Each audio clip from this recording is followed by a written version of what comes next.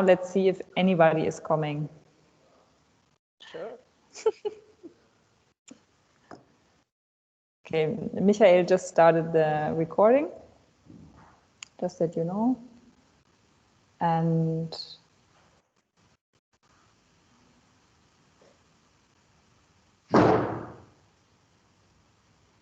if we stay just among us,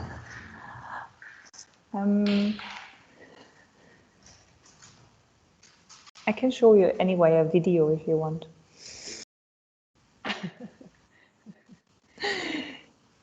I just realized yesterday that actually I have a video about our project. Aha. Hallo Steffen. Hello. Hello. Oh, you are in the car. Yes, I hope the video will work. Yeah, it's fine. You just like there was a tiny thing in between when you talk, but stoppt ein bisschen. Let me. Ja, ich wechsle mal in ein anderes Netz. Ja. Sonst, wenn du es jetzt, ja, du kannst ja auch am Anfang das Video anhaben und dann nachher aus oder so, wenn das besser klappt. Dann. Ja, aber Bildschirm sharen ist wahrscheinlich auch Video dann, ne? Sonst kann ich auch deinen Bildschirm, also deine Präsentation bei mir teilen und du sprichst, genau, sagst mir einfach, wenn ich weitermachen soll. Im Moment sind wir sowieso noch unter uns und wenn sich das nicht bald ändert, dann brauchen wir den Workshop auch nicht machen.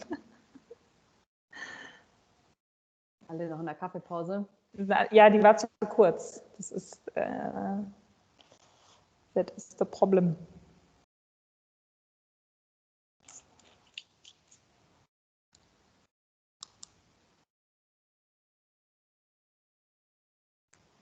Oh, das wurde noch nicht angekündigt. Das weiß ich jetzt nicht, wie weit die unten sind, weil ich den Stream nicht auf habe. Ich habe mal ins LTE-Netz gewechselt. Das geht, glaube ich, besser. Okay. Aber wie gesagt, ich kann die auf jeden Fall teilen, die Präsentation. Ich habe sie jetzt hier auch.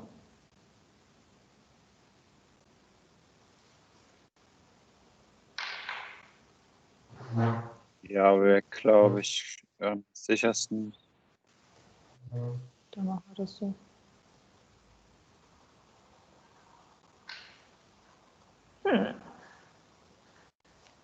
Let's see how it goes.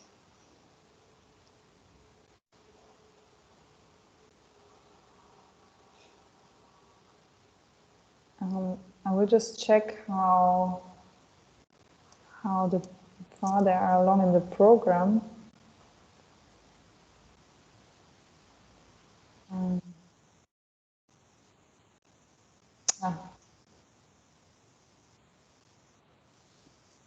Okay, so the moderation was not yet there, so the people are still listening to the main hall, and hopefully they come soon.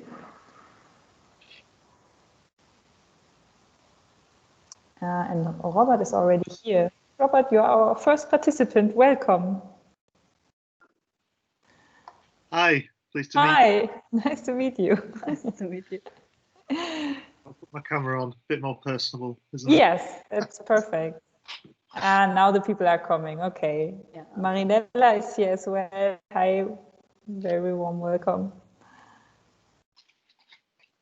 Let's see how it goes.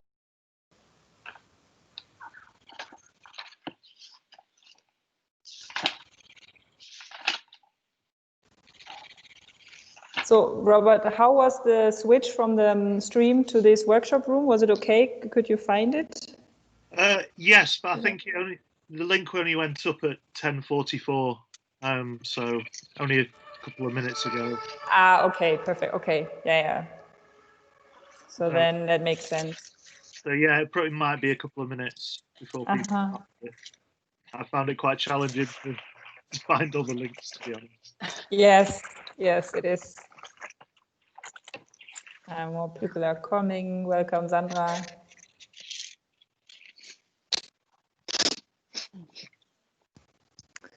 So we have still time to drink a little coffee and cheers. Hello, I cannot hear you. A glass of water. Better.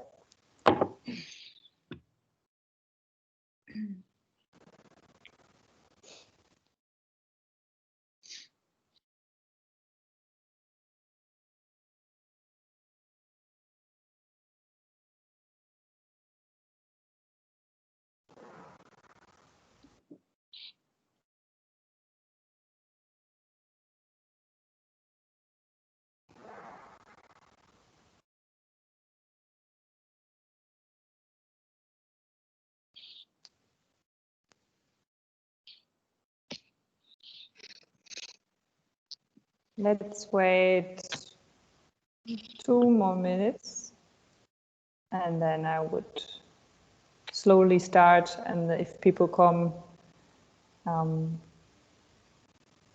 I think it's easy to get into the topic later on as well. Okay, Petra? Fine with me. 2 minutes? Perfect.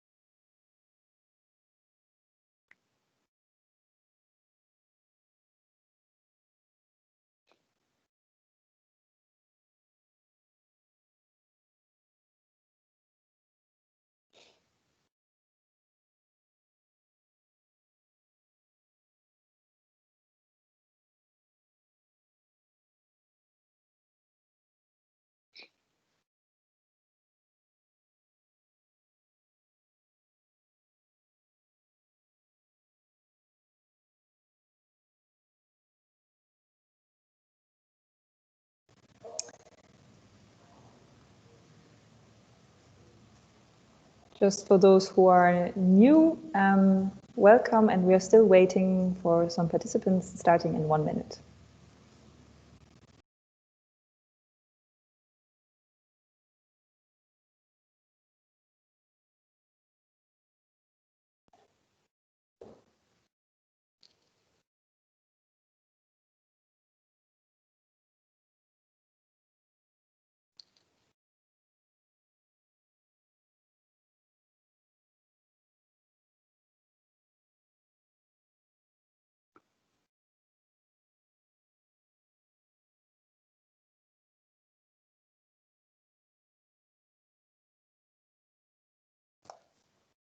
Still people coming.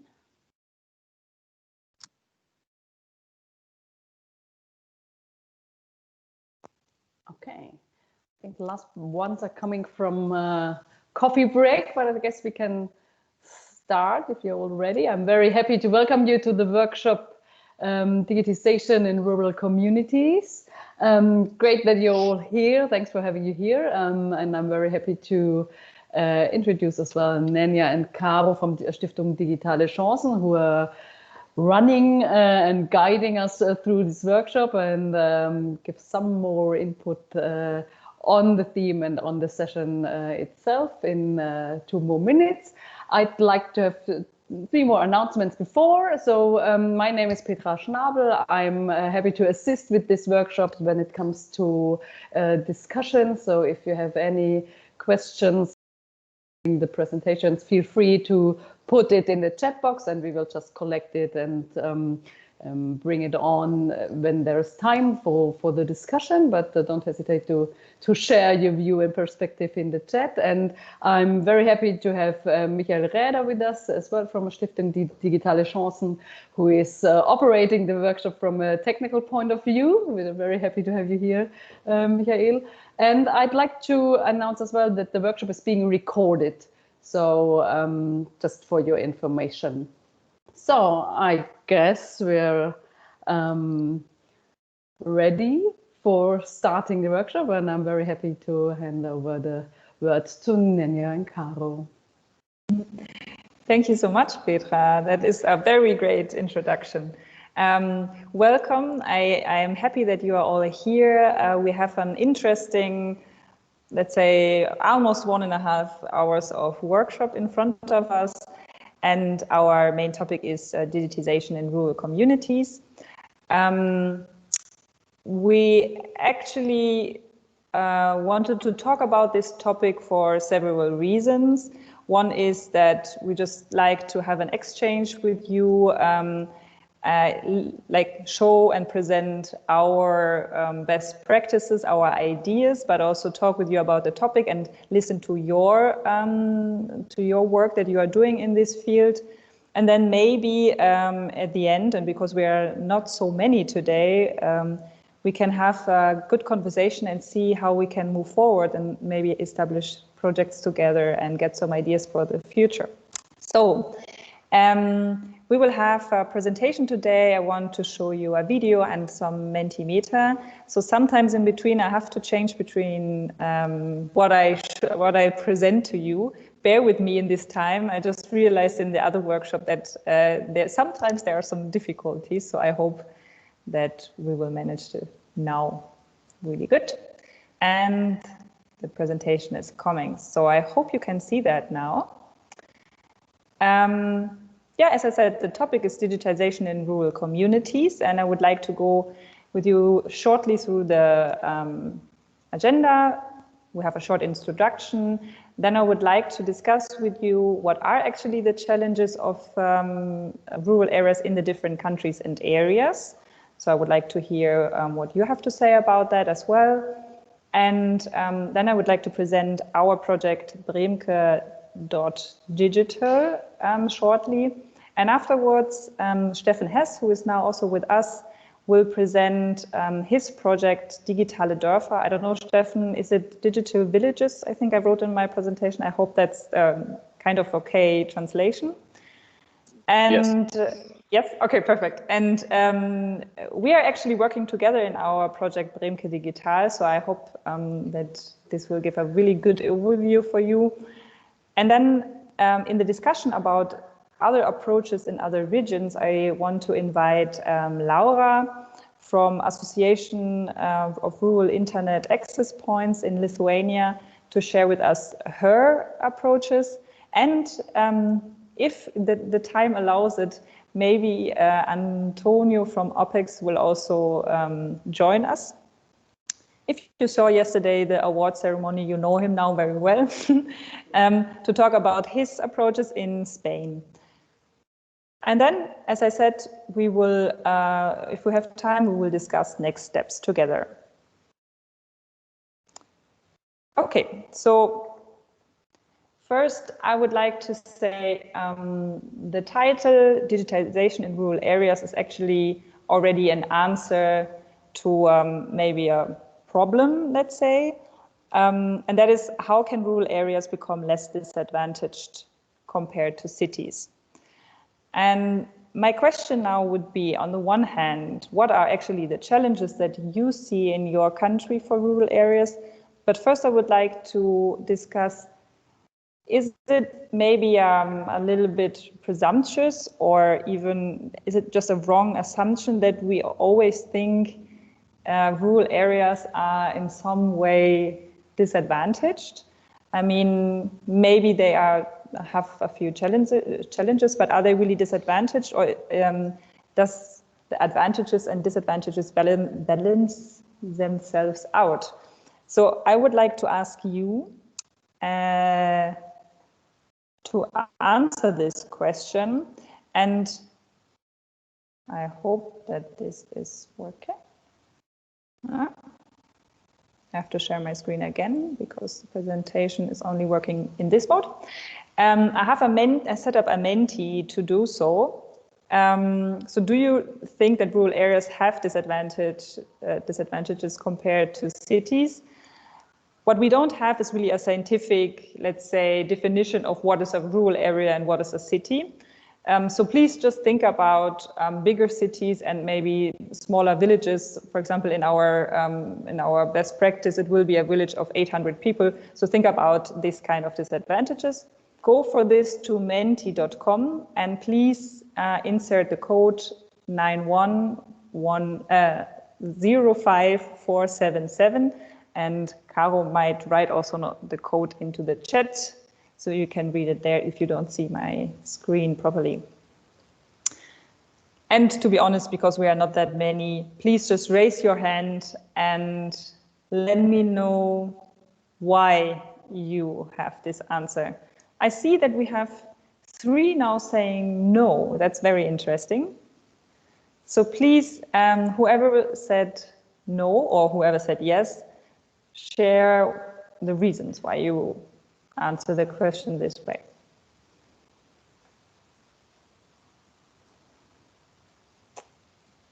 Still going on the survey. We have now 4 saying no, there are no disadvantages in rural areas compared to cities, and 3 saying yes, they are disadvantaged. We have someone who would like to ask a question. It's Gianfranco Piera. Go ahead. Yes, can you hear me? Yeah, we can hear you. Maybe you want to share your screen too, if we can see you, so we can see you. We'll share your video, sorry. Sorry. Okay. This is you don't video. have to if you want to. I guess you. Just I think you are watching me, maybe, hopefully. We can see you now, thank you. Okay. Well, now just to say, I work in a rural area, and I mean the main problem probably is a connection to internet connections, but also okay, but also I mean possibility to be connected with universities, with big cities. I mean, I work in Sardinia, so transports and communications are very hard. But I mean, I voted. I choose disadvantages, of course. This is the reason why I voted. Okay. Yeah, it's a very good point. Thank you so much. Someone else, please.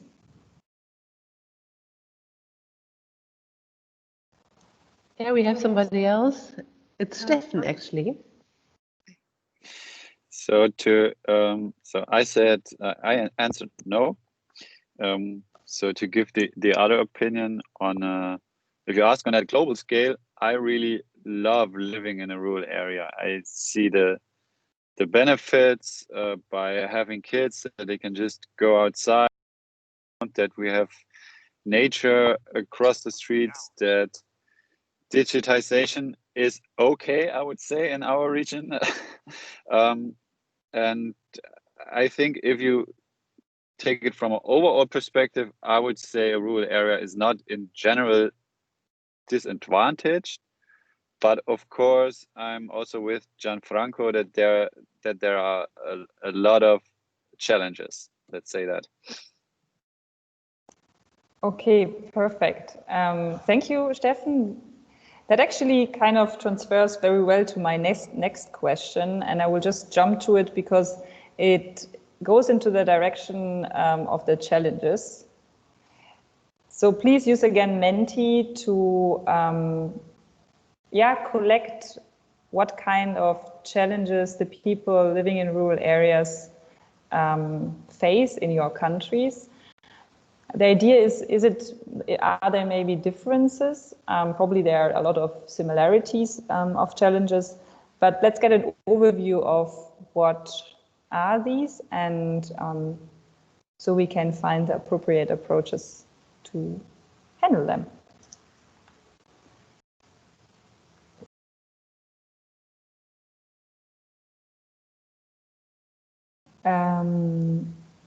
So please go again to menti.com. Probably you should just update the screen and type your answer. Let me know if it's not working. And we have the first one already. Perfect. So the demographic is declining and the society is aging. Yes. We have a bad connectivity. We heard this before. I think that is really one of the issues that the people are mostly frustrated about, that they have not the same connectivity than cities, internet, but also public transportation.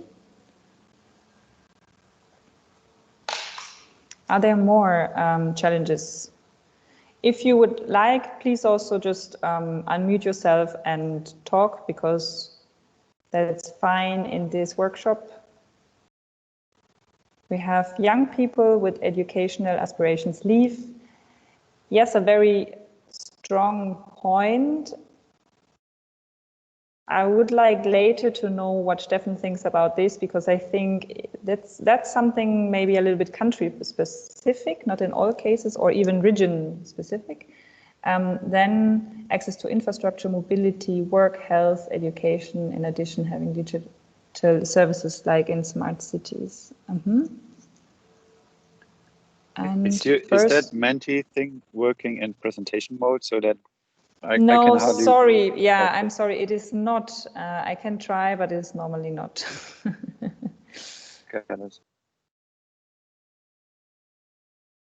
Let me check again. You can try. Would be not bad. The problem is then it doesn't continue, but maybe if someone just types something more, we can check if it does work. That would be new.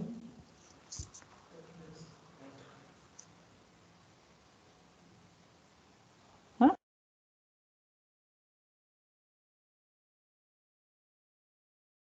Okay, so we have again transportation, yes, work, education, and different lifestyle, e-administration.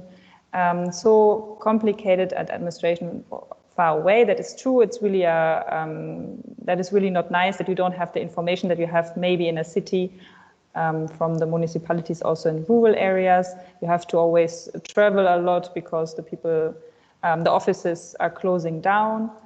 And we have again bad connectivity, some areas of poverty as cheap housing due to bad transport connections and low job and education opportunities. Yes, thank you very much. I just heard that you can only enter one answer in the Menti. Do I still share my screen? Oh, now this is also gone with escape, right? Yeah. You see, this is always fun. Okay, if you have any other points that you would like to share, please write them in the chat. Petra and Caro will read them, or just unmute yourself and tell us. Okay, perfect. So we have now seen a few challenges, and I think what is really highlighting here is that we have not the best internet connection sometimes. We have authorities far away, even hospitals or sometimes doctors. The work opportunities are not the best, you wrote, and so people are leaving and the demographics are getting older. And yes, and now I would like to go forward and present to you our project that kind of answers, of course, not everything, but a few of these challenges, because it raises the connection between the people and also between the people and the municipality, and makes living in this field, in these areas, more attractive. So the example of the best practice is the project Bremke Digitale. And here I would like to show you a small video to introduce you to the town and the people. And so now bear with me again, because I have to share my screen one more time.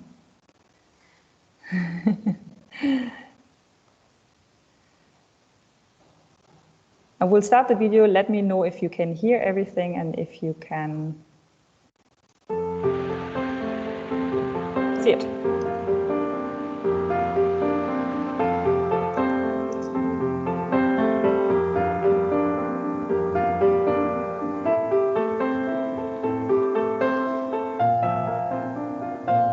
Bremke ist meine Heimat. Das ist ein Ort, wo ich mich wohlfühle. Sympathisch, liebenswert. Große Gemeinschaft.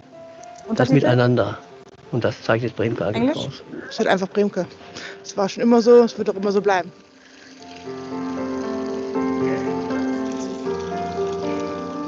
Ja, es ist total.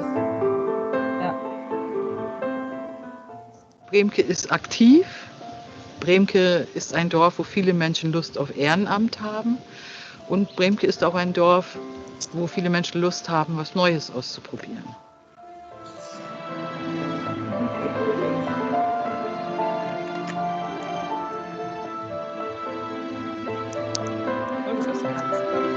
Hallo Anita, ein schönes Wochenende.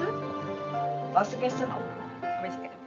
Der Dorfladen für Bremke bedeutet eben Nahversorger und das angegliederte Café ist Treffpunkt für den kleinen Klönschnack zwischendurch.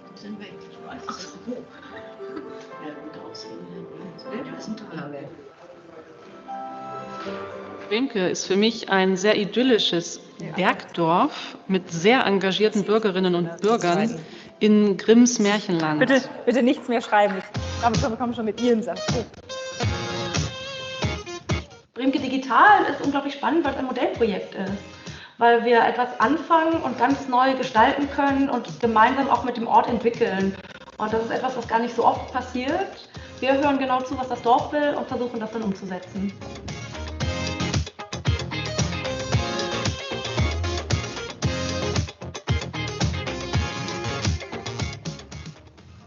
In dem Projekt geht es darum, dass wir grob gesagt die Lebensqualität im ländlichen Raum durch Methoden der Digitalisierung steigern wollen. Das klingt ganz kompliziert und groß, bedeutet aber letztendlich, dass wir versuchen, Kommunikation zu erleichtern durch Mittel der Digitalisierung. Also wir versuchen sozusagen eine App zu entwickeln, einen neuen Marktplatz für die Hosentasche, sodass alles, was im Dorf wichtig ist, wir immer mit dabei haben, auf dem Smartphone, auf dem Tablet und auch über alles informiert sind, was anliegt. Im ersten Moment würde man glauben, Dorf und Digitalisierung, das passt erstmal nicht richtig zusammen. Aber Bremke zeigt, dass das Blödsinn ist. Denn gerade auf dem Dorf funktioniert das deswegen so gut, weil man ja immer Leute hat, die man kennt und fragen kann, hey, wie funktioniert das eigentlich? Also etwas, was man in der Stadt nicht unbedingt hat. Und das nutzen wir aus mit dem Projekt Bremke Digital. Bremke hat eine sehr, sehr tolle Vereinsstruktur, was auch außergewöhnlich ist für so ein kleines Dorf im Prinzip. Und wir wollen also diese fördern, indem wir auf der App es möglich machen, dass die Vereine sich untereinander austauschen, also jeweils in den Vereinen, aber auch, dass sie ihre Termine und Neuigkeiten an die Bevölkerung streuen. Also ich hoffe mir auch, dass das Gemeinschaftsgefühl innerhalb des Ortes sich durch dieses neue Medium stärken lässt und zukunftsfähig machen lässt. Zum Beispiel, also, dass wir so Informationen auch auf unserer Website immer aktuell haben und aktualisieren können. Dass wir eben ganz viele Dinge, die man sonst zu Fuß machen muss und hin und her laufen muss oder telefonieren muss, dass man das also wirklich durch ganz schnelle Kontakte auch hinkriegt. Ich erhoffe mir, dass viele Bürger durch unsere Angebote dann tatsächlich auch im Alltag Unterstützung finden und neue Arten auch finden, miteinander ins Gespräch zu kommen, Verabredungen zu treffen, Veranstaltungen zu organisieren, über sowas wie eine App zusammen in die Stadt fahren können, sich das Alltagsleben erleichtern können.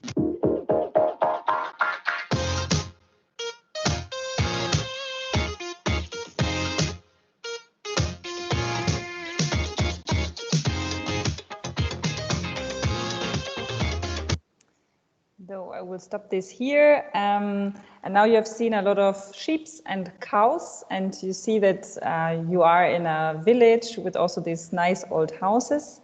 Let me unshare my screen here.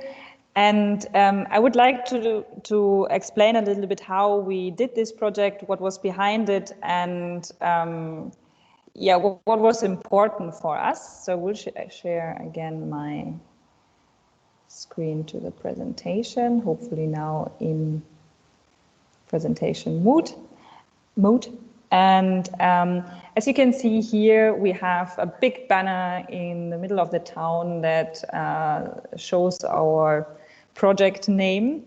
And we also had a lot of flyers and posters around the town, and we actually sent a lot of stuff to the people, to the households, so they receive it in their post boxes. And the reason for that was that to get the people very much involved.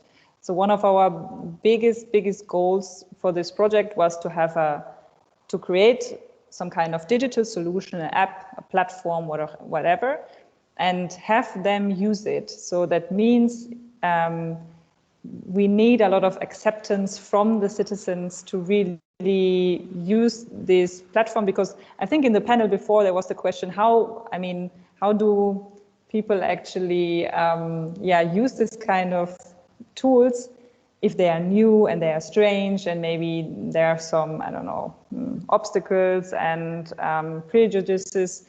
So we try to really get the people accept our platform and to get them involved. And one of our biggest advantages was that we had actually kind of a grassroots initiative. So the mayor of the town and some heads of the associations of the town, as you can see here, now you cannot really see it, but we were here in a fireware house in a meeting room. They actually had the idea to have some kind of platform to connect the people and to, let's say, decrease the challenges, to have less challenges and less problems with infrastructure that we heard before, are the challenges also for this town. So yeah, they asked us, we have another partner as well in the project, and together we applied for funds in the Federal Ministry of Food and Agriculture, and we're lucky to receive it. And I already said the goal of our project was to create some kind of platform, and we decided we want to have 4 phases. We want to have a phase of analysis. I cannot say it anymore. Sorry, long day. So we wanted to see what do the people actually want, what are their concerns, and how do they, for example, already use digital media. And one of our most interesting results there was that people want to use Facebook or WhatsApp, because that could have been an option actually, to say, okay, they want to be connected, so why not use platforms that are already there? But that was one of the issues that they really didn't want. They didn't want to use Facebook or WhatsApp. They wanted to use something that is more for them and has less privacy issues, let's say. Then we went into a development phase. So we got all our data together. We searched for a platform or for tools that are useful. We didn't want to develop it ourselves entirely. So we searched what is there, what we could use. Then we went into the phase of testing, and at the moment we are in the phase of transfer. That means after we see that everything is, or saw that everything went well in our small town in Bremke, we had from the beginning the idea that to have a really sustainable app, we should transfer it to the 15 towns around Bremke, so that the people in this area use it a lot, and maybe we can, and they can later, after the project leaves, can get better funding from the municipality that is covering the whole area. So going back again to the I cannot say it right now. Caro, help me. Thank you. To the first phase. The first phase actually all the phases, maybe apart from transfer, are not even transfer, use the method of co-creation. So what we did is, and I said it before, it was important because of the acceptance of the people. We invited everyone to work with us to state their opinions, to state their concerns and their fears. And one of the methods that we used was like a big round table. So we invited everyone from this town to come to this place, and we presented the project, and also we asked them about what they wished for and what they needed. We also used questionnaires, we used interviews, and we established a smaller focus group that actually went with us through the whole project. We met with them every 2 months, sometimes every month, like always talking to them, always asking them, can we go forward like this? What would you like? And so on. And they really responded honestly and critically. And I think in the end, it made the whole process very, useful. What we have learned from this kind of methods is that the people really would like to have a better connection to the bigger cities. They need better mobility. Public transportation is not well, so they would like to connect better to each other, to organize, for example, to organize driving together to the city or from the city to the doctor, organize shopping and so on.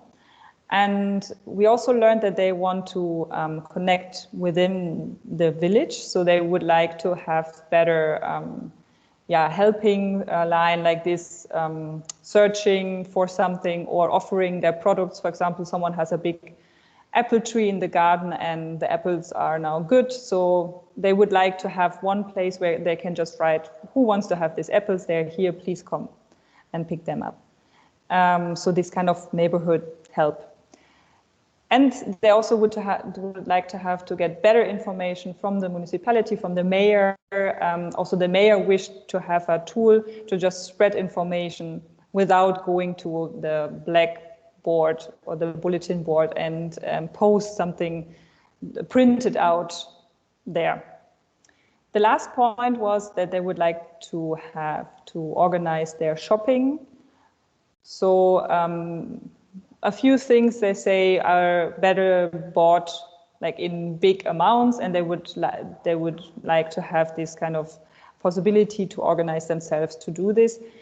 So what you realize is actually they needed two main functionalities. The one is organize themselves in the towns, also the association among themselves, and connect with each other and connect with the mayor and the administration. So it's more about communication with each other that is structured and getting a lot of information from the authorities. So these two were important when we looked then for the tools that we need.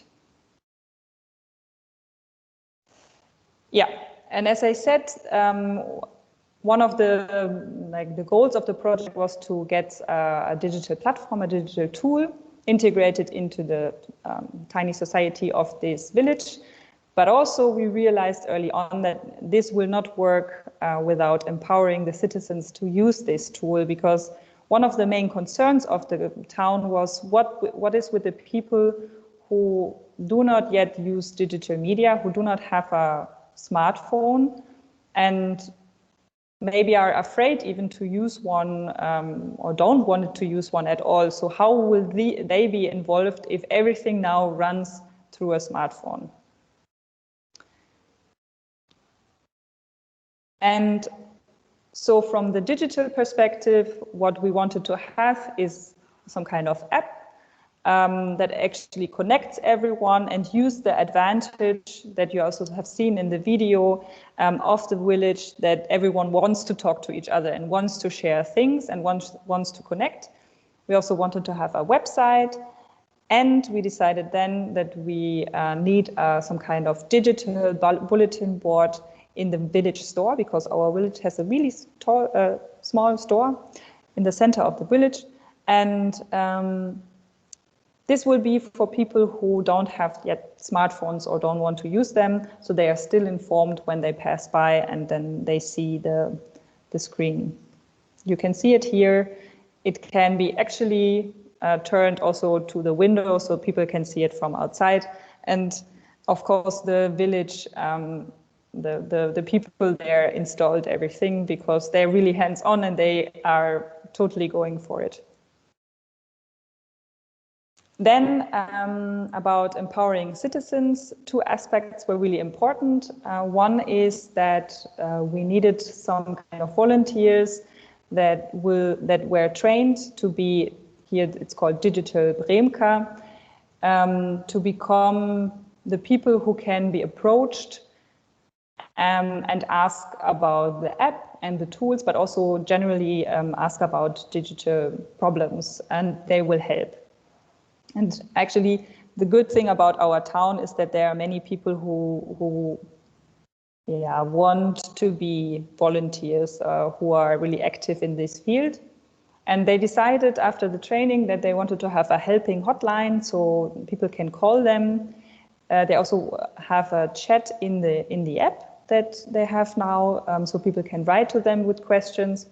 But what we really, really soon realized is that most of the people don't like to call or to write. If they have problems, they will approach the Digitale Bremke in person in their daily routine. If they meet them on the street, if they meet them in the tiny store or whatever, they will approach them really like naturally as they did before. And that is a quite interesting lessons learned for us. About the self-management of the tools, the second aspect that we found very interesting is that the tools will be sustainable and that they will be available and manageable after we leave with our project. Because we don't live close, we cannot go there and just do our project again. So that was really important. And the tools that we chose, and Steffen will talk about this later, they can be managed by the mayor and the heads of the association, so they can publish on the website news and edit pages, and some selected people can even edit everything. So they have the whole control over this in the back end, and of course in the app everyone can post something. Okay, and now I give the microphone to Steffen Hess, or maybe I ask you first if you have some questions. If there are questions about the tool, I think Steffen will answer them now, but if you have questions about the approach, you can ask them now.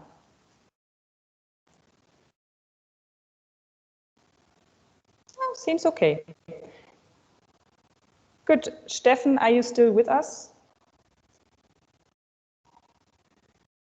If yes, you are muted. Yes, I am.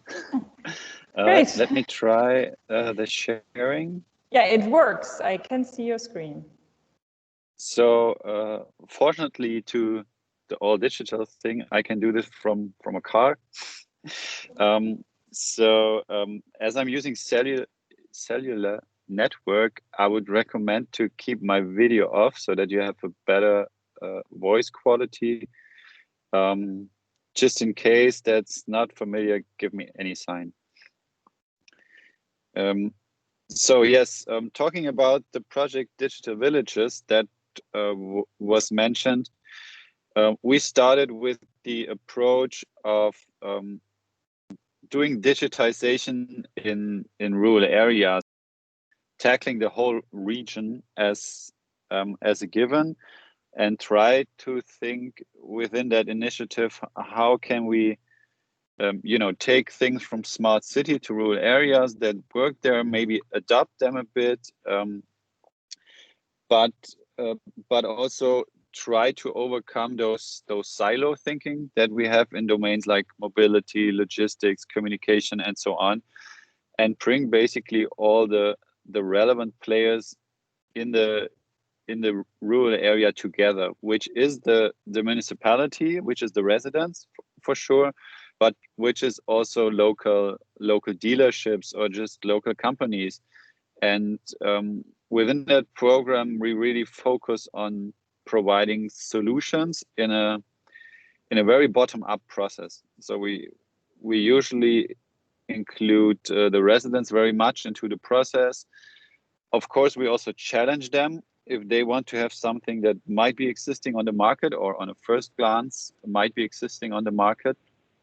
So if it's really worth building an own solution in that case, but overall having that broad perspective on the whole region and think how we can build digital solutions that work as tools in order to achieve whatever goal.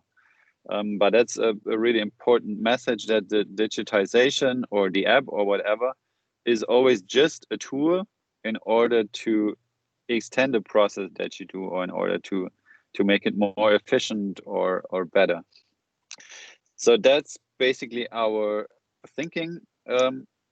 We have several projects that we do in that area for 6 years now. One of them is Bremke Digitale, but there are also other projects that we pull together to a common platform, the so-called Digital Villages platform.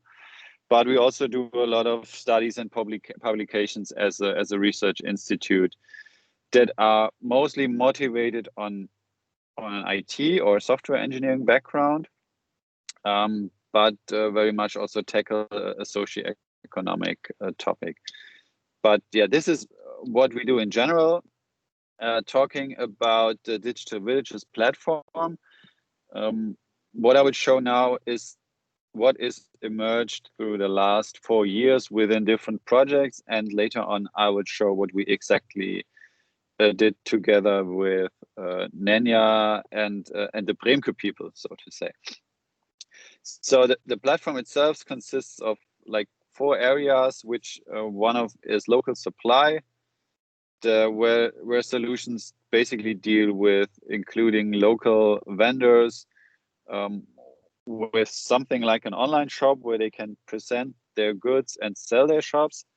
But the good thing, this is extended by a delivery app that voluntary people can use to bring you something that you ordered at a local shop.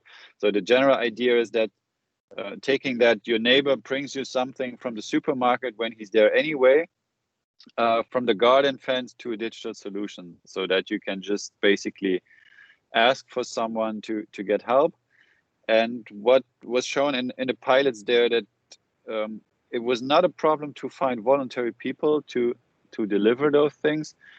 It was more an issue to have all the legal things in place, so that you have insurance, for example, or that the people that just do you a favor cannot be harmed at the end of the day. So having a very simple solution in mind sometimes leads into very complicated processes in the background. And I think this is especially true in Germany, where we are always tied to processes. But in the end, it turned out to be a very good solution if you find somebody who's willing to run it. And that was in the long run, and is still our main challenge for digitization in terms of local supply, that on the one hand side, the local vendors, they don't want to take care about it. They are more they see themselves in a victim role, that Amazon is like taking their business and they can do like nothing. But also the community or the city in some cases is not willing to at least partly support it, because they say it's not in their business to support their local vendors, which is really a problem. So you have a good solution that is working, but in the end, nobody wants to pay 100 euros per month for it, which is not that much money. And that's similar for also other solutions, that you always have to think about a business model, even in topics like society or voluntary things that you need to have, that you will face costs in the end, maybe small costs, but still costs. And you need to have a business model in brackets to run it on a sustainable way. And that's where we see a lot of funding projects fail, that they are not establishing a business model through the project phase, and then in the end are just like shutting down the systems because they didn't thought about the costs of software after going live. The second part of the platform is mobility, where we currently work with how do you call it, residence bus clubs in Germany that we have, that voluntarily drive buses for elderly people, usually to support especially the voluntary people that do the planning for those bus shuttles with a digital solution. So we don't want the people using the bus to like order it per app, maybe the third or fourth step.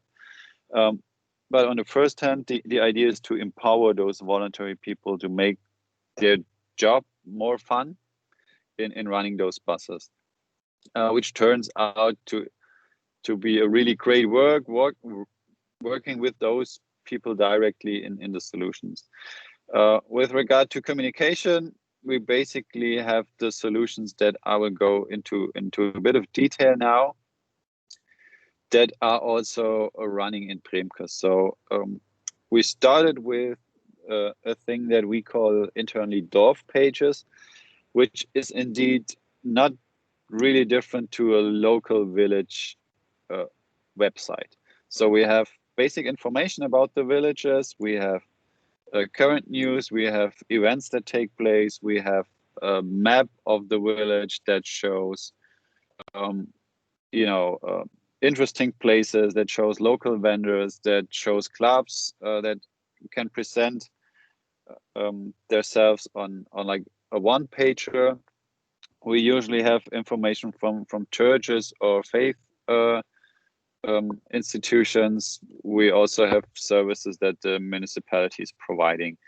The maybe interesting thing is that everybody can work jointly on that page. So it's not a purely governmental page, and it's not a purely voluntary page. So on the one hand side, governmental administrators are there, and on the other hand side, a club can just bring their own news message to the people in the village.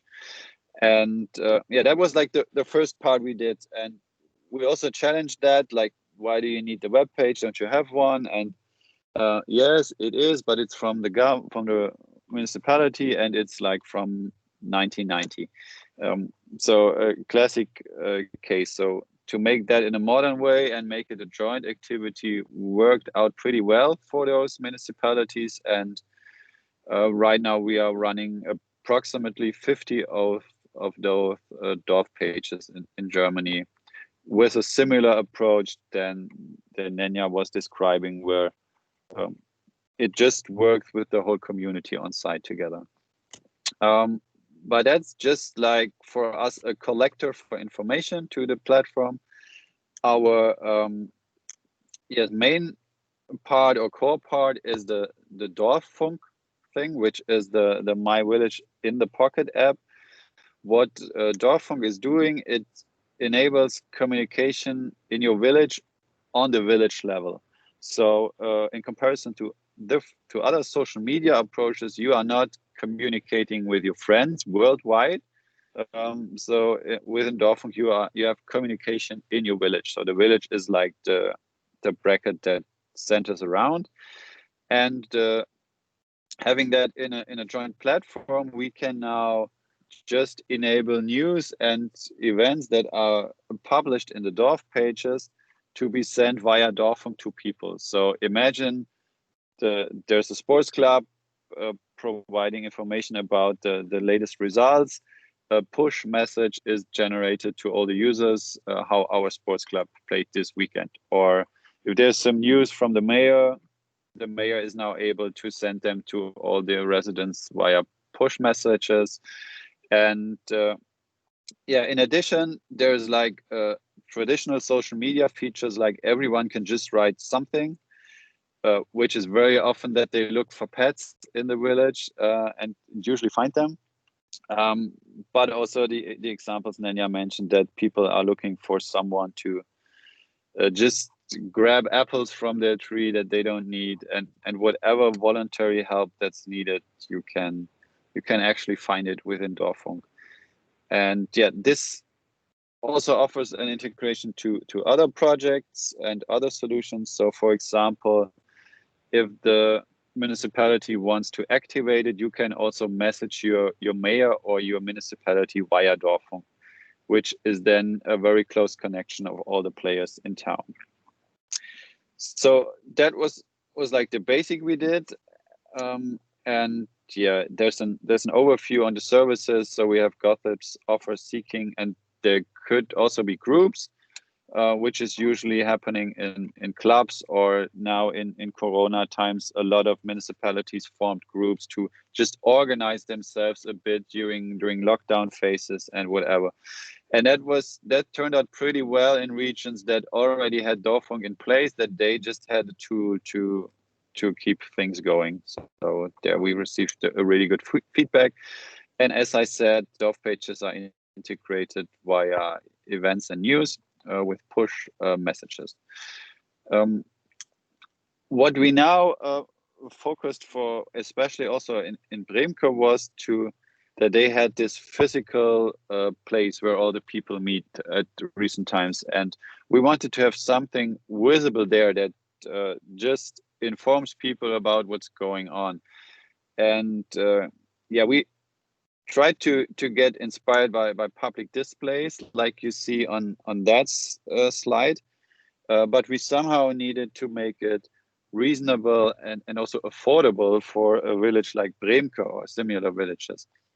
So we basically could not buy a 5,000 euro public display from a professional vendor that's usually used within fairs or restaurants. So the idea was to just go hands-on approach, and we built a small addition to our system that could display the latest 5 news and events on just one slide. So you can imagine that, so you can actually view it up on schaukasten.digitale-dörfer.de. Then you can see it live. So this slide that you see here is changing every 8 to 10 seconds. Please correct me if I'm wrong. So when sitting there on the village meeting point, so to say, you can just see what's happening, like people in smart cities see when they drive in subways, that you just see what's going on in our village, when are the next events, and we have a ticker on the lower end that shows like current immediate messages. We really wanted to reduce it. You can scan a QR code to do further reading on that point in time. We explored different kind of visualizations, and in the end, all you need to keep it running is a Raspberry Pi desktop kit, which costs you 150 euro, and a display, which usually can be sponsored or a municipality. So it's a really hands-on smart solution to bring information to people that might not have access to the app or that are just not permanently looking at it. So doing that projects, we experienced 5 basic layers of digitization in rural areas that you need to cover in a process. That's on the one hand, society and competencies, where Nenja also talked about. That is the digital service itself, that it needs to be clean, reduced, based on the needs of the people, that you might think about a joint technical platform that puts together some pieces to a greater good, but also that you somehow tackle the topic of infrastructure, which is especially in Germany still a topic, to just enable the services to be used. And in order to be successful with that, you need to somehow have an organizational ecosystem that takes care of things. And that's basically the people Nenja showed on the picture, and they are really key to success here in our point of view. So talking about innovation and doing successful innovation in a rural area, you need to have 4 elements. So you need to enable collaboration that every successful project has to some extent. They are bringing people together, and they just facilitate that they work together. You need to somehow introduce creativity, that people think outside the box and maybe in just tiny or smart solutions that are affordable instead of just always going for the full-fledged approach. And you need to implement it. So just do it, get your hands dirty, don't get hindered by whatever, and try it out and see if it works. And as I said before, you need to think about the business model, about the added value you do to your stakeholders. Oh, well, so that's from my side. If you want to have further reading about the projects, we have plenty of information available on the project website and also on our social media channels. Thank you. Thank you, Steffen. It was great. Are there any questions from the others to Steffen about the tools at the moment? I have a question. Yeah, It's Laura from Lithuania. I really like the idea bringing smart cities to smart rural areas. Some elements from smart cities to remote and rural areas, and this is very interesting project. But as always, in the project there is a important question about sustainability and what happens after the project ends. And my question is, who will take care of app and website in that small village after the project is over? Is it the local community who takes a responsibility, or municipality, or what is planned for the sustainability and continuation of this really, I think, excellent job that you have done? Yeah, thank you. This is a very good question. So this is the reason why we didn't decide for developing our own platform. I mean, also we didn't have enough money for that, but this is actually one of the key reasons, because if we had developed our own platform, then the village would have to continue to update it and I don't know, do all the troubleshootings with this platform in the future. So this is why Steffen and the Digital Villages comes to play, because they have created these great tools, which they hopefully, and I think they will, of course, now more than ever, will continue with working. So the village, from the technical side, they don't have to worry, because Steffen and his team will do that, and they do it for several other villages and rural areas with all over Germany.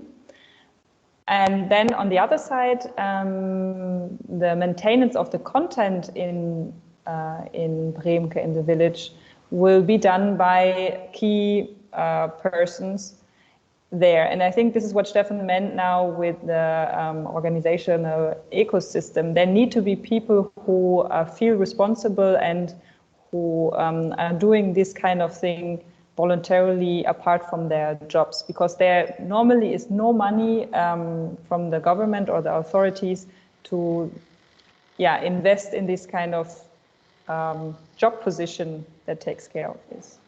Does this answer your question? Or? I had an idea regarding this. Hello, Nenja. Hello, everyone. Antonio. How are you? I will turn my camera on. Yeah, but actually, if everyone does that, I think we can have a really nice conversation. Hello.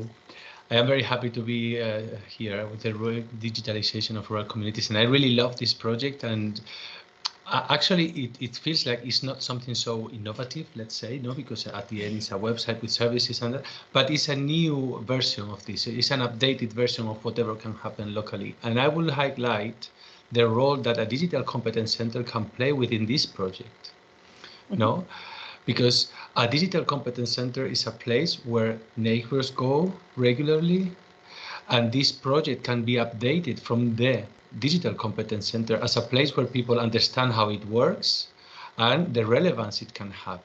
So I will introduce the Digital Competence Center as a key stakeholder in the development of such project and as a key stakeholder in the sustainable exploitation of these kind of initiatives at a local level, if there is any at a local level. Because as I was seeing the Raspberry Pi with the screen, I already took notes to propose it in our centers as a project that can be developed by users.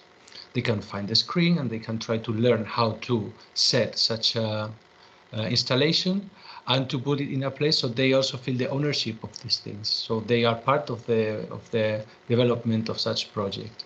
And if there is something more professional, as it was this website and this application, but then they take part in the sustainable neighbors, as active neighbors, as active digital citizenship. This is what we want, right, in rural areas. Then it could be a part of this sustainable perspective. Yes, that is right. I think there are two good points. So one is the digital competence centers. The problem here is that a 800 heads village doesn't have this, but maybe if you this is what I mean, like in the transfer part, if you spread it throughout other villages, then there could be established one who is actually focusing on this. I find this very smart. And on the other hand, I agree with you on the ownership. I think that is very important. Caro? Yeah, there's a question on the chat actually by Gianfranco Pira. And it says, do you think to create a network of villages-based project, I mean to set up a more connected network of villages linked by a digital project? I think that applies to Steffen. I'm not sure. So what I would especially add to the previous question as well is that if you do like the 90% solution, but you can run it in multiple villages, it's way more sustainable. So as we now run Dorffunk in more than 200 villages, and everybody has to accept the 90% solution. So there's no individual Bremke thing. There's a 90% solution for everybody. They can participate from each other. So giving a small example, Nenja basically sponsored the feature within Dorffunk that people can accept their participation in an event so that they can just highlight it. So this was basically sponsored by Nenja, but at the point it was developed, it was available to all the others for no extra charge. And that's the basic philosophy. And the idea is to do it sustainable in that way. Connecting villages works. It's quite interesting. So I have this topic since 2 or 3 years now and doing like that connection event of all the villages we have within digital villages. And everybody is somehow asking for it, but nobody is really coming. And that's just an interesting observation from my point of view. Because we established some of networks where especially on a county level, they collaborate way better because they have a more professional organization than on a village level, and it's not all voluntary. So by connecting the counties, which is a larger area of usually 20,000 people in 100 square kilometers, this works better. And from my point of view, this should also be somehow the approach that a village can basically get knowledge from their county. And yes, maybe villages are connected within funding things like you are in the Bremke case as well. But I think you have to have a professional municipality to really do that connection permanently. I would love to see it differently, so no doubt. But with the voluntary people, they are just not so much focused on exchange. That's just our observation. Yes, agreed. And they have a lot to do already, like to establish this kind of project in their towns, and then they don't have the time and energy to do it also on a bigger level. But I agree that the counties should be more responsible and maybe ask more for funding from the government to get this kind of help. But they also have troubles because not everyone is equipped to write an application and receive funding. So it was for our Bremke people very smart, let's say, to reach out to organizations like us who can help them with that. Are there other questions before we go to Laura, who can let us know a little bit more about her approaches?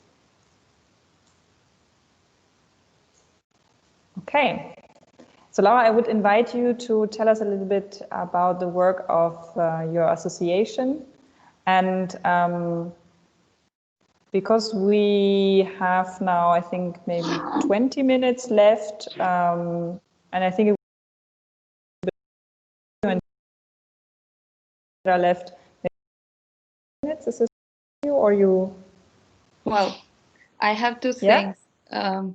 Okay. I want to share some challenges, and then I have a presentation with activities we do in rural areas in Lithuania. So I'll try to do my best with 10 minutes.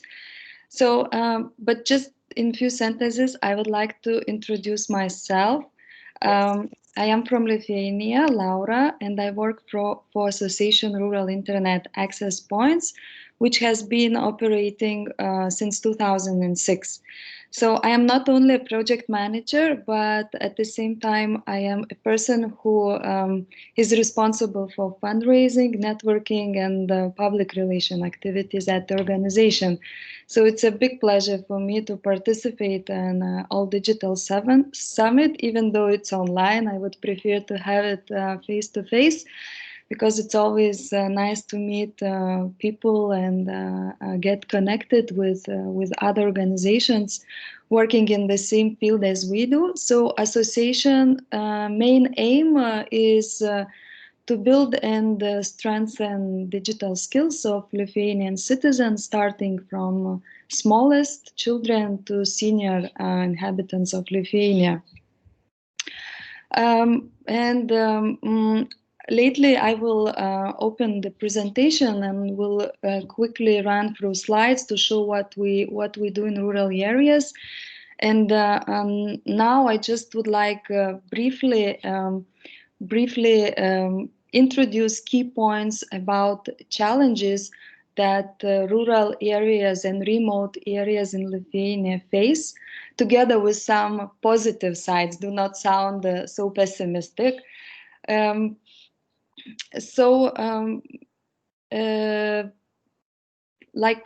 start with the beginning, 30 years ago, Lithuania gained independence, or after collapse of Soviet Union in 1990, actually our country has undergone through significant changes, and our working and living life has changed fundamentally.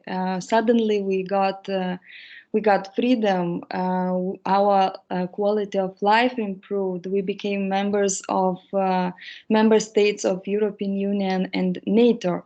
So many good things have been solved, but at the same time, many challenges and new problems emerged. And when we talk about rural areas in Lithuania, I would like just to mention few key, the most important challenges that have been happening in Lithuania in recent years.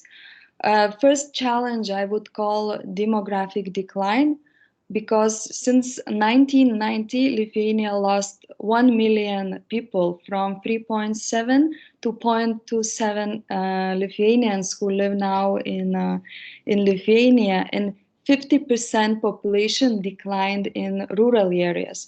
So rural areas were really affected by the migration, and most of the people left villages. Another big issue also mentioned in Menti is that young people who were born in villages, they spend their youth in one or another village. They tend they do not see more opportunities, and they tend either to leave to bigger cities to find a job or study, or they go abroad, Great Britain, Germany, US, and try to find and make living there. And of course, majority of them never come back. And another demographic issue is that Lithuanian society is aging. And if we go to villages, majority of inhabitants are more than 60 years old. One more big challenge that I also would like to highlight, and that happens in Lithuania, is related with unemployment and social problems. Unfortunately, many Lithuanians still live on social benefits they receive from government, and that creates a big problem because society and people living in rural areas, they do not want to work, because why we should go to work if we receive the same income from social allowance that gives the government. And of course, long unemployment causes some social problems as alcoholism and domestic violence, and that results in increase of family at risk. So, well, not to sound that negative, there are also positive sides of life in rural areas. First thing is that Lithuania, rural tourism is really developing in Lithuania, and it's very popular thing for Lithuanians to go during the weekend and spend their time, rent a village house and spend the time at the lake or river with their friends and family members. There are also many small rural guest houses and rural nice family restaurants run by local people, local communities. So the rural tourism is kind of growing in Lithuania. Another thing is many people living in cities, they getting tired of very fast and chaotic life in the big cities, which is very stressful for many of them. So they just go and live in rural areas. For example, they buy a small village house, they rehabilitate, they start eco-agriculture, or they open small family business, produce goods or sell some services. And of course, they find the peace and nature in the rural areas. That is a very attractive point of view for development of remote and periphery. Also, I think that technology enables to create a lot of new opportunities for rural areas. And as one of the very good example, probably we all, as we all faced with the COVID pandemic, when in Lithuania in spring, everything was shut in Lithuania, all the schools, we moved to work online, and those people who have villages houses in villages, they went and they moved to live there for some period of time, because kids had a yard where they could play, and people had access to internet where they could easily work from I don't know, from any rural and remote area. So this is another good point for rural area to develop and to attract those people who work online, and they don't need to be present personally and physically at work.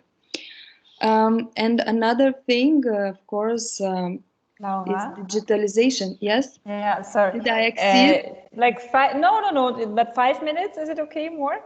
Yeah, okay. Yeah? I'll Okay. finish introduction and I will open my presentation. And another thing, of course, is building digital skills. So this is our topic where association works. And I just would like to share my screen and try in 5 minutes to show what we do. So sorry. Okay.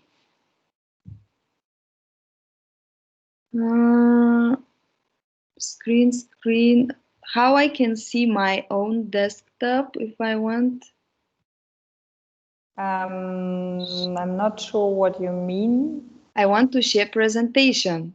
Yeah, you found the yes, I pressed, and then maybe you have to scroll down because not in this small field, not everyone. I had like several tabs, like they're below each other, and so I had to look for them. Desktop. Okay. Okay. Just a second, but you don't see my presentation. No, we can see now your whole desktop, so we see now. Now? Yes. Okay. Perfect. So when we talk about rural areas, our organization work with key target groups. So I will run through each target group and briefly introduce what we do with those communities. When we talk about rural areas, we work in 3 activity fields. So we strengthen digital skills of inhabitants, we do networking, and we do capacity building for our local rural partner organizations. So first of all, children.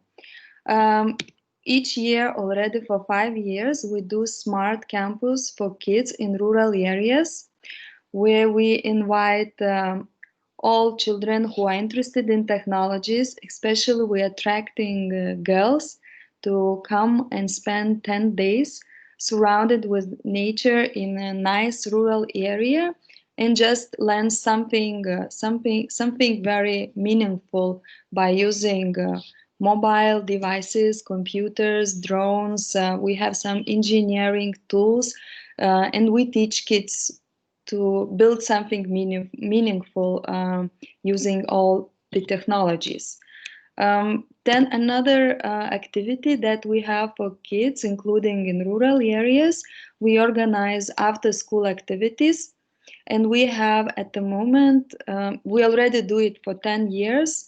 And we have 2 key programs at the moment. So we teach children to develop mobile apps with the App Inventor tool, which is free of charge. So we have prepared the program, and our computer science teachers, they provide after-school activities. And another program is called the IT Project Management and Teamwork.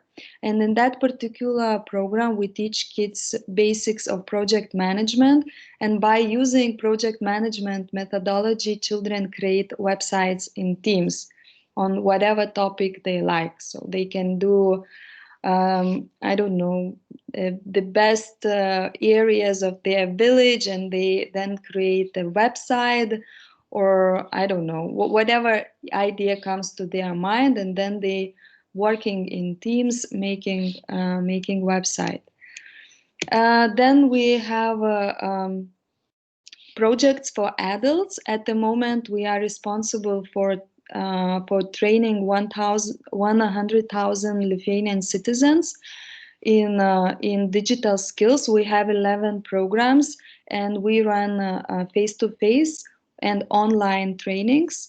Face-to-face training take place through libraries, rural areas, and we also have a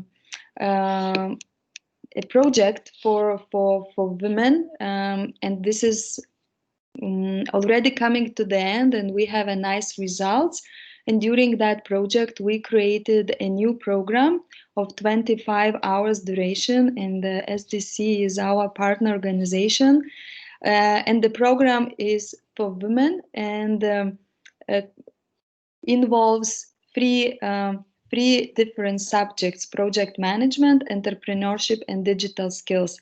So who are interested in our program, I can provide links and send more information, because it's open source tool and a program, and can be used and applicable to other countries. And we have created even a Moodle platform where we uploaded all the training materials. And you see here the training process from villages from the piloting stage. Also, we have a program for seniors. We, again, with SDC a few years ago, developed a training program for seniors how to use tablets. So we still continue teaching seniors how to use tablets, including in smartphones. That's also important activity of our organization. So you see some images from training, and training happen in rural villages. Our librarians are trained how to teach local people how to use it. And we also work, as I said, with a network of libraries. Lithuania is has a very big network of libraries, more than 1,000, and most of them are located in rural areas, and 99% they are equipped with computers, free of charge internet to local people. So we kind of building capacity. We build capacity of librarians and strengthen their digital skills.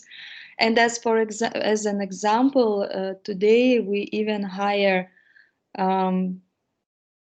lecturers, librarians, to provide trainings to Lithuanian citizens, and majority of them are librarians from rural libraries. Laura, thank you so much. And the last point. But we don't have time. I'm sorry. I find this very interesting, and I think what we really saw is that you have a lot of, like, you really go in, you have programs for the different target groups in rural areas, and empower them to use digital media to actually be empowered, to enable them to be empowered, let's say it this way. Thank you so much for your presentation. I'm sorry that we have to stop, because our workshop is actually now almost done. But I would like to ask you to have maybe 2 minutes more for us, because I think there might be some questions. So you have now the opportunity to ask them. And if Antonio wants to share for 1 or 2 minutes last words, because he came after having another appointment also to this workshop, then you can do it now. Yeah, thank you very much. I will be very, very, very quick, because I think what our friend shared about Lithuania, it represents also the rural communities in Extremadura, the area where I live, is in the southwest of Spain. And I also see this new reality we are living as the opportunity for rural areas. So we all don't want to be locked down again in a small flat. We prefer to be in a beautiful area where we can have a walk and where we feel safer. So this happens in the rural areas. So our challenge regarding digitalization is also to create the conditions so people from big towns want to come back to the rural areas.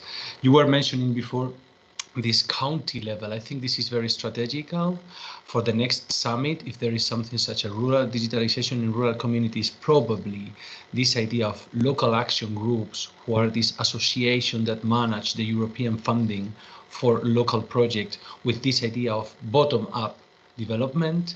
This is very interesting, because the introduction of digital technologies in this strategy will be a very, very, very important point in the digitalization of rural communities. I am part of this local action group. Today I have a meeting, and I will bring also our conclusions there. Like, let's go digital. That's the point. That's now that there is no other way. And but yeah, it's very short time, and I don't want to do just emotion. So rural for me is emotional. I live surrounded by stones and by trees and animals, and I would love everyone to experience this lifestyle. So come and visit here. Yeah, I mean, digital needs to be human, and we need to have That this is emotion. true. Yeah. No, but I think Steffen and you actually totally agree. I think you were not there, but he said the same, that it is really pleasant to live in a rural area and not at all a disadvantagement. At all. At all. Okay, that is, I think, the perfect closing word for this. And I agree with you, this is something we should continue to talk about and even organize ourselves to do something on the European level, because as we have seen, there are many interesting projects in different countries, and we should continue to share them, we should continue to talk about it, and then hopefully have some projects together to spread them more. Okay, so 2 minutes late, but still happy. Thank you very much for this great workshop. And it was very great to see you here, at least on the screen. And next year, hopefully, we will meet again in person at the summit. In a rural area. In a rural area. I've heard Extremadura should be really nice for a summit. Just saying. Yeah. Okay, thank you very much. Bye-bye. Bye. Thank you. Thanks again to Laura and Steffen. Bye. Thank you.